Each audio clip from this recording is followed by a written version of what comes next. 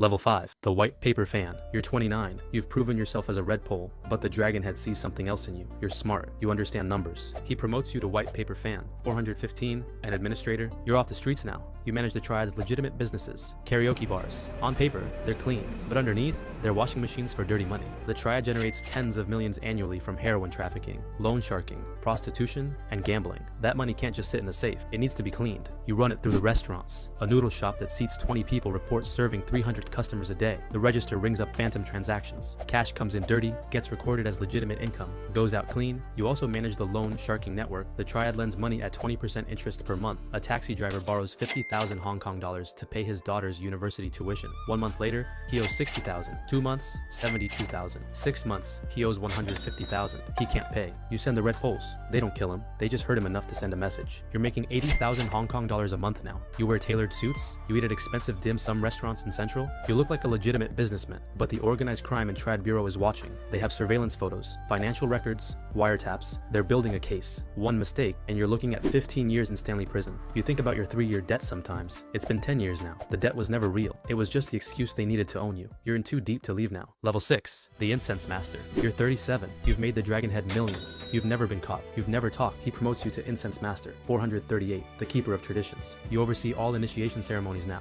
You recite the 36 oaths to new recruits. You perform the blood rituals. You decide who's worthy to become a brother. But you're also the Dragonhead's counselor. You sit in on major decisions, territory disputes, and alliances with other triads. Hong Kong is changing. It's 2015. The Umbrella Revolution just happened. The Chinese government is tightening its grip. The old ways are dying. Younger members don't respect the oaths like they used to. They want fast money. They don't care about tradition. They don't understand that the rituals are what separates the Triad from a common street gang. You're the bridge between the old generation and the new. You preserve the culture while adapting to the modern world. The Dragonhead wants to expand into cybercrime, credit card fraud, and identity theft. It's cleaner than drugs, less violent than extortion, harder for police to track. You help him recruit hackers, young tech-savvy kids who grew up with computers instead of cleavers. You offer them protection and connections in exchange for a percentage of their earnings. Within 2 years, the cybercrime division generates 50 million Hong Kong dollars annually. You're making 150,000 Hong Kong dollars a month now. You own property, you have offshore accounts in Macau, you're wealthy, your father died last year. He never knew what you became. Your mother thinks you work in import-export. Your sister moved to Canada and doesn't talk to you anymore. You saved your father's life, but you lost everything else. Level 7. The Dragonhead. You're 45. The old Dragonhead is dying. Cancer. He has weeks left. Before he dies, he names you his successor. The ceremony happens in a mountain temple in the New Territories. 20 senior members witness it. You're crowned Dragonhead. 489. The leader. You control 3,000 members now. Operations across Hong Kong,